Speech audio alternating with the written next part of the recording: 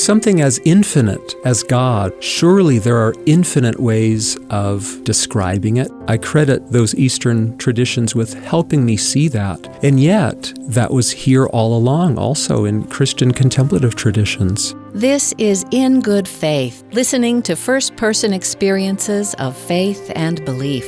On In Good Faith, it's our privilege to hear stories and accounts from believers told in their own words. Our hope is to listen with an open heart, celebrating the power of faith and belief and what those stories mean to the ones who tell them. I'm speaking in good faith today with Lon Young, originally from Michigan and studied music education and psychology at Brigham Young University, literature and creative writing at Utah State University, and is now a high school English teacher.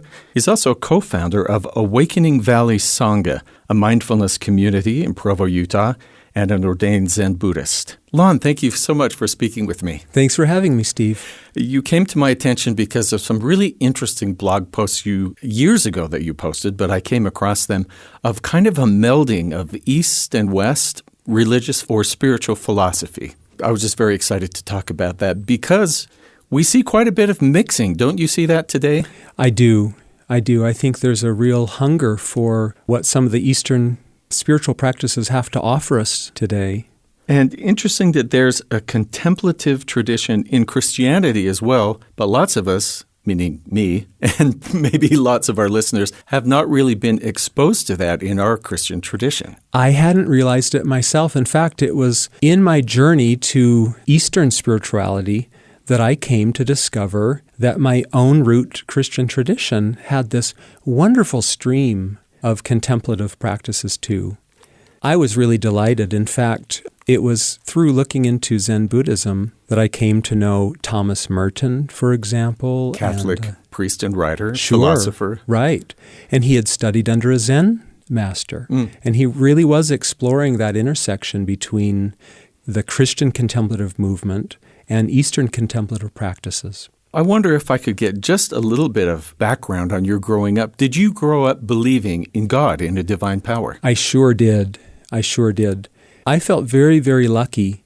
You know, at some point, I could relate to Rumi, the Sufi poet, who said, "Jars of spring water are not enough. Take me down to the river." I found, maybe in my 30s, a kind of thirsting for experiences closer to the source. But it wasn't because religion hadn't worked for me. In fact, it was because it worked so well for me. You know, Richard Rohr talks about, in the first half of our life, the need for building a container that can hold all that in the second half of life we're meant to fill it with. And I feel very, very lucky. My root tradition really helped me build a strong container. In fact, I think about the forms of religion, and it was precisely through those forms, the symbols, the sacraments, that I first came to experience that spring water that Rumi's talking about. So I feel very, very grateful for that. I suppose that at some point I came to sense that it wasn't the jars themselves that had made the experience so precious. And certainly it wasn't the particular jars of my faith tradition that gave me any kind of special access to that experience. But I very much credit this foundation in this, what Rohr says is the first half of life, for helping me experience that. I think it's important, and one of the things religions can do so well is providing the containers, if you will, the jars of spring water. That's an interesting image. I like that. From what I've read about the first half of life and second half experience, it seems like there's a real need for certainty in black and white more in that first half. And then because life eventually hits us with all kinds of stuff that makes us wonder. And it's good to have an anchor point to hold on to. Sure. Yeah, I feel the same way. About 10 years ago, I had an experience. A big wind ripped through the neighborhood and a patch of roofing fell off my roof. Well, I went up there and did the repair with some patching tar. And when I stood up to turn around to come back down, I stopped right up there on the second-story roof and looked out at the neighborhood. All of these backyards, from that high I could see into everyone's backyards, each of them kind of separated by these tidy wooden fences. And it was spring, and the whole neighborhood was just ablaze with color. Inside one neighbor's backyard, it was clear they had planted some daffodil bulbs, just blossoming now. In someone else's yard, tulips. And looking over this fence, I'm seeing a crab apple tree, in blossom, and someone else had flowering peach trees. In my own backyard, too, very, very beautiful. And at that moment, I was really struck that each backyard hosted its own kind of beauty. And I thought about those fences. I have my own fence in my backyard. There's a kind of structure there that it provides. And I think all religious communities want to define their spaces. They set up borders, fences, gates for letting people in, and sometimes gates for kicking people out. And they establish orthodoxies, and they worry about boundary maintenance. And I suppose that there's a kind of security in that. If I think of my own backyard, it does feel safer in there with these fences providing a kind of structure for me. So you're exactly right. There's something to that. And yet I carry that image with me of having this perspective up there on the second story and looking out and seeing these fences for what they are, but also recognizing that, the sun passing through the sky, the sun doesn't regard these fences one bit. The sunlight is spilling across every backyard. And the rain and the sunshine and birds flitting in and out of these backyards, absolutely oblivious to these fences that we spend so much time erecting. And I really was struck then and continue to be struck by how fences work, but also how all of that goodness transcends them. I try to carry that image with me. It goes a long way to kind of express how I've come to feel about all the different faith traditions. I think it's interesting. You use the word perspective, which I was going to say this little shift in perspective allowed you to see something maybe a little bigger, or maybe I should say see something very common for all humanity. And Steve, we can't live on our roof. So that day, 10 years ago, I had to walk back down the ladder into my particular backyard, inside that space defined by my particular fence, and live. The way I heard it said once is, and it was attributed to Buddha, we don't always know, but it said if you want to find water, don't dig 6 1-foot wells, dig 1 6-foot well to get to the water. So we do tend to settle somewhere because if we're flitting around and never pausing for a little deep digging, at some point you come back down off the roof. Yeah. There's water in all of those wells, but to really dig deep enough to find it in your own tradition, you do need to sort of settle someplace. I appreciate that perspective. I've discovered that same thing for myself in the soul's longing for these unmediated experiences. I did a lot of exploration, particularly in Eastern traditions. Why Eastern traditions? What was the draw there? Well, probably because I felt space in the Eastern traditions. I had, in my own faith journey, had started finding that the categories and the definitions weren't serving me as well. I needed, let's say, bigger containers, maybe even starting to question if the containers mattered at all. And I think in the East there was a comfort level with setting aside labels, setting aside categories. In fact, I have always loved Scripture. I found myself exploring the sacred texts in the East, including the Tao Te Ching. The very first verse warns us that the Tao that can be named is not the eternal Tao. And I suppose that resonated with me because here the very starting point of wisdom in these Eastern traditions is the recognition that words are going to fail to adequately capture the experience. And it was the experience that mattered to me. Now, in my root tradition, some of the orthodoxies may have been less fruitful for me at the time. And at the time, I felt I needed some space when I could set aside categories and terms and labels. It served me well, too, as my own conceptions of God have shifted It's really helped me to be able to focus on the experience. I think that's what the East does so well, Steve, is it honors the experience with kind of a reticence to necessarily attach definitions to it. So the experience is hard to define. And I'm thinking in the West, sometimes we don't just enjoy the butterfly until we've captured it, killed it, and pinned it and put it in a case. Sure. I mean, we definitely want to nail everything down. Yeah. But just to enjoy the living part of that without having to do that, for some reason that comes to mind.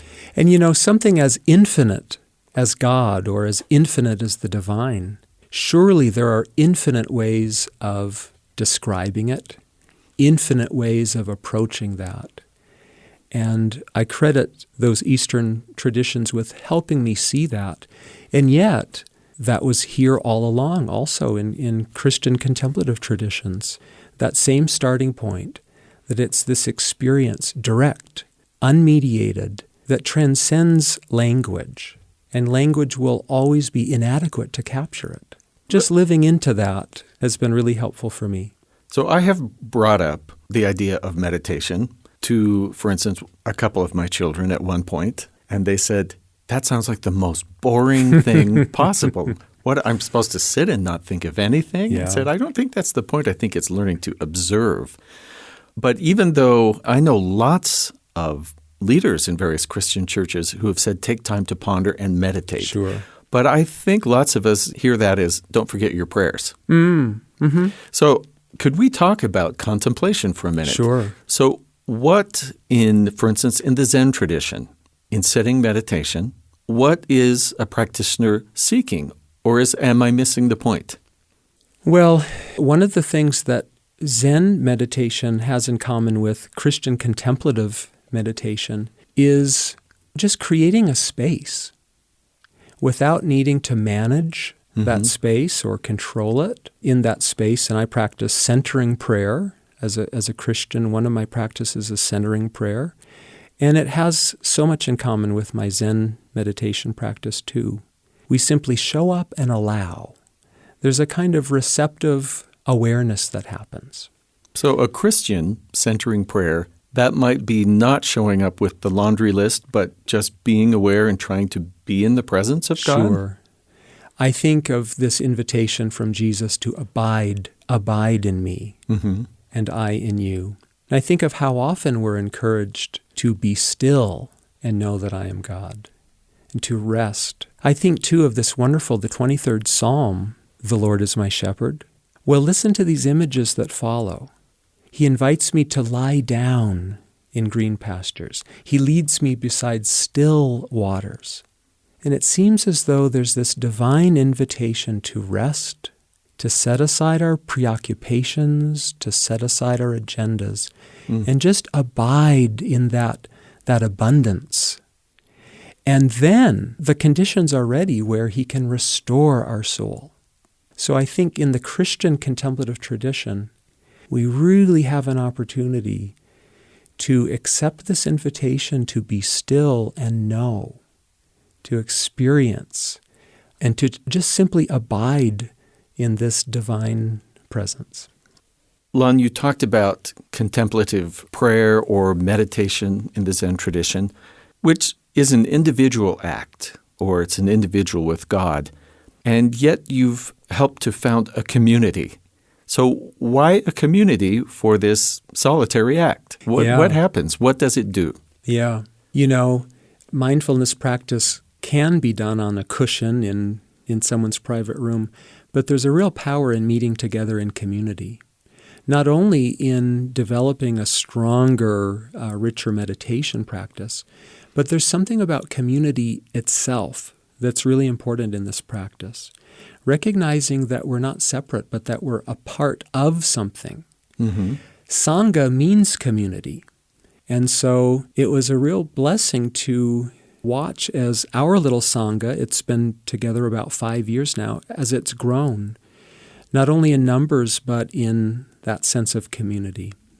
One of the core insights of the Zen tradition I'm in is the insight of interbeing. I'm ordained in the order of interbeing, And it's the recognition that we are interdependent. Meeting together as a Sangha each week has really, really been helpful. Now, some people come for the meditation. Maybe they're coming to relax or, for stress management. Others come for some of the insights that Buddhism can offer them, but maintain their primary faith tradition already.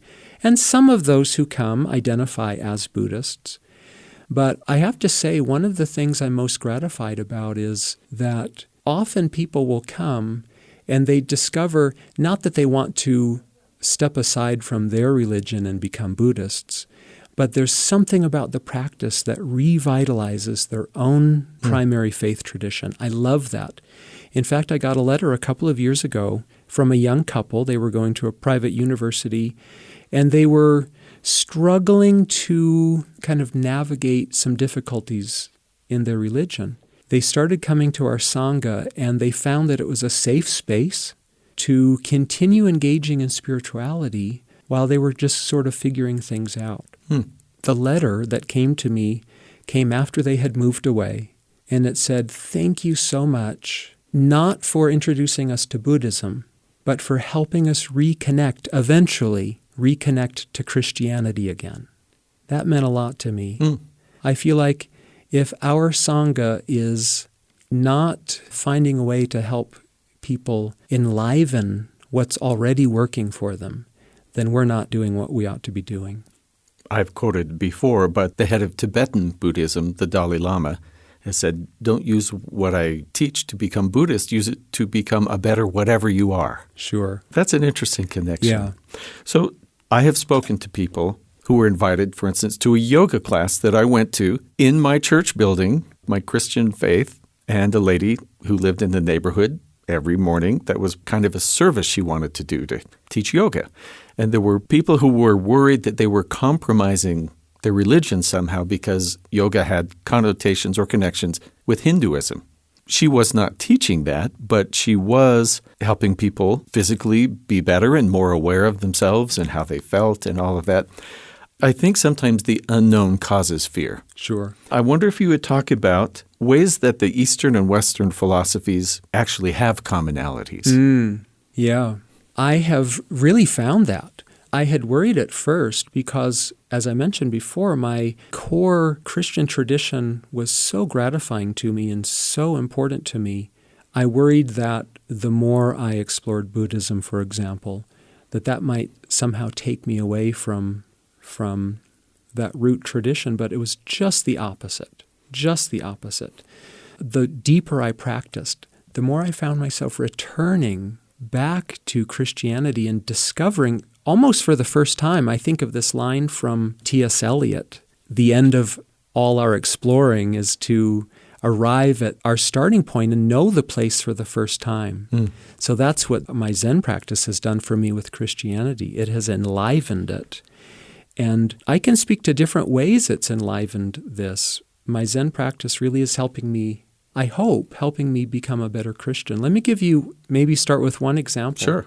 My Zen practice is helping me practice a spirituality of subtraction instead of addition. Subtraction instead of addition. Now, what do I mean? Well, in the past, I used to have this idea that if I could add maybe one more virtue, or memorize one more scripture passage, or maybe squeeze in one more hour of devotion or of service, then I would be a more holy person. I would be more worthy of God's love. But what if, instead of adding something to become more holy, I learned to let go of all of the things that were getting in the way? Here's a parable that's helped me understand this.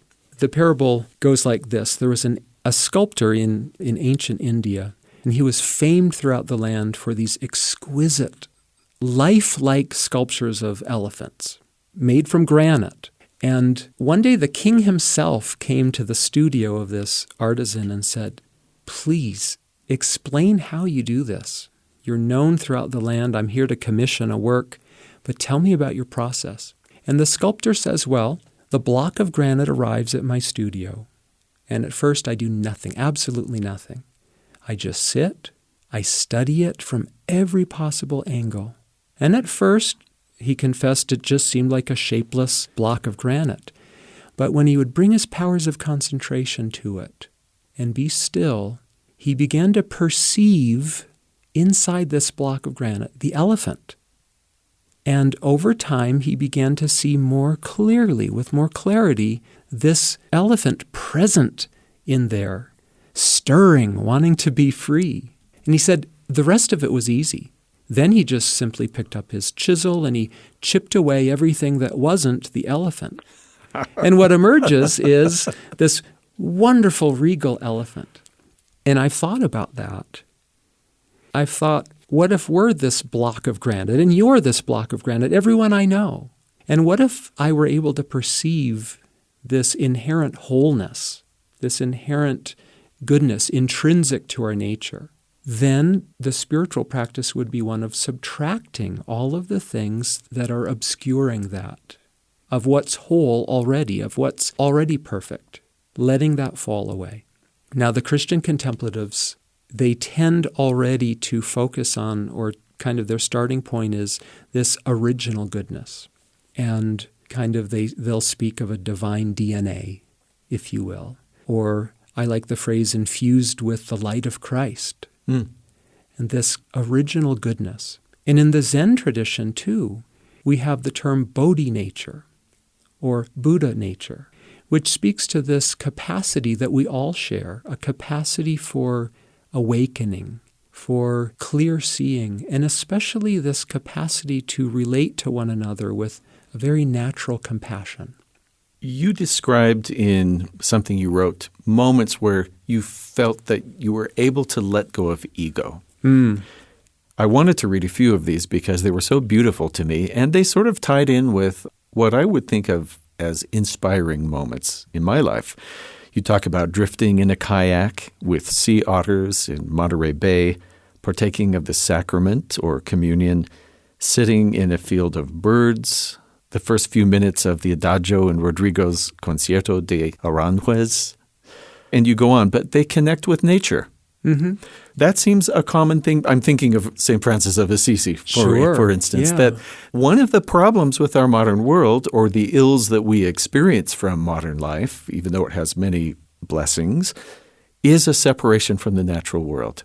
Does that enter into your practice, or is this just something at these moments you just became aware of?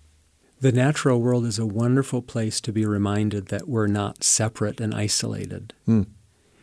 I think we understand intuitively that we're part of this. We stand in awe, but we stand as part of. There's an ecology here, and we're part of it. And I think natural spaces are spaces where we can more intuitively perceive the reality, really, that we are part of the universe. Einstein has a wonderful quote. He mentions in a letter that human beings are part of a whole called the universe. But then he goes on to say, humans being who we are, we tend to think of ourselves as separate. Our feelings and our thoughts and ourselves as somehow separated from the rest. And he says that's a kind of optical delusion of consciousness. Isn't that a great phrase? I need to write down this quote. An optical delusion of our consciousness. And he says it creates a kind of prison for us when we think of ourselves as separate. That idea of prison that Einstein uses captures this alienation and this sense of separation. Well, as he points out, it's only an illusion that we are separate in truth. But he says there's a solution to it. And I think he diagnoses the problem pretty well in describing it as a prison. Think how confining it is. Think how small, how shrinking to the soul it is to only have concern for ourselves, maybe a few friends and family. Einstein says our task must be to widen our circle of compassion until it takes in every living being and the whole of the universe. Oh, you mean like God does? Exactly, exactly. And what an image of liberation. Think of the space of a heart whose concern is not just for oneself or one's family or tribe, but it's limitless. It's boundless. And this comes back to how my Zen practice helps me in my Christian practice. This notion of an ever-expanding circle of concern really speaks to Jesus' invitation.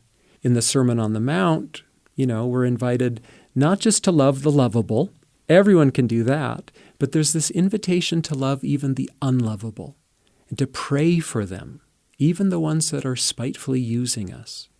Buddhism has practices to cultivate that kind of loving kindness. So my highest aspiration as a Christian is to love without exception, without boundary, and Buddhism offers some tools. There's a loving kindness practice that Buddhists have been practicing for 2,500 years. And the practice starts like this. It starts by imagining in your mind's eye someone you already care for, someone around whom you just naturally feel love towards, and then wishing them well, wishing them loving kindness.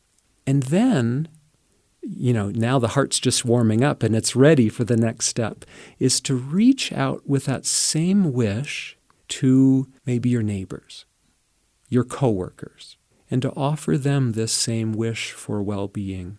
But don't stop there. The practice moves on then to neutral people, to strangers, but it also moves you to think of those people that are challenging to love. Maybe they've hurt you, and now you really generate that kind of loving kindness that can encompass them too and embrace them. And you can imagine these concentric circles of loving kindness radiating out. There's a Buddhist sutra, a scripture, that talks about the importance of developing this kind of loving kindness. And a word that shows up over and over and over again in this sutra is boundless. Boundless, limitless. And I really treasure this practice because it helps me more fully realize this invitation that Jesus gives me to love everybody without exception. It's been very beautiful to me to see intertwining connections of these various traditions. But of course, not every aspect of them intertwines. And have you found points of conflict? Yeah, I absolutely have. I like to think of it as a kind of dynamic tension. It can be generative. Now, it was simpler when I practiced just in one faith tradition, for sure, but there is something generative about living both of these traditions. And in a way, they give me two ways of understanding the world. Let me give you an analogy. Let's say there's a religion called algebra and a religion called geometry. Now, I don't know how you feel about math, but stay with me, Steve. I will step forward in faith. Algebra, let's say, develops in the Muslim world and geometry in the Greek world. Now, to say that they're basically the same is to kind of miss the point. Really, algebra is solving one set of problems, and geometry is solving another set of problems. So someone who only knows algebra will never be able to figure out the volume of a cylinder or enjoy pie. And someone who only knows geometry isn't going to be able to solve for x. And so you see how both of these traditions are solving different problems. And so I feel really, really lucky that these wisdom streams are both flowing into my life. I'm learning from them. They're usually very mutually supportive of one another, but it's their differences that I also prize, because sometimes those differences are really helpful in addressing different kinds of problems that show up in my spiritual life. I love your analogies. It's a good thing you have spent a lifetime as a teacher because you were clearly born to teach and to share. I appreciate that. So I tried this app that I can put on. It rings a little bell. I hear the sound of waves. And then I practice mindfulness. And I'm trying to figure this out. At first I thought, this means I shouldn't be thinking about anything. And then, no, it means I should become aware of what I'm thinking and get some distance. So being able to observe emotions as they sort of float on the stream, come and go, thoughts as they come and go, without being so attached or anxious or something like that. So the word mindfulness gets thrown around so much these days that I'm not sure we know what it really means. Will you talk to me about that? Mindfulness for me has come to mean just arriving, showing up in the here and the now. Here in this body, now in this moment. So meaning not worried about the future or still ruminating on past experiences. Now, it's a wonderful endowment we have as humans to be able to plan for the future and to reflect on the past.